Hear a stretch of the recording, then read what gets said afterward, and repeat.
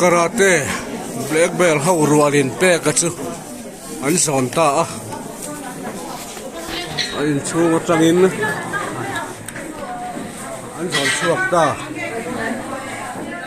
vel pe ka zo te hi zo ti hing thatu chuan an chunga chu sana azir pui tele achian ten ina tangin an zon chuak me ka than mo lam pan don ta ni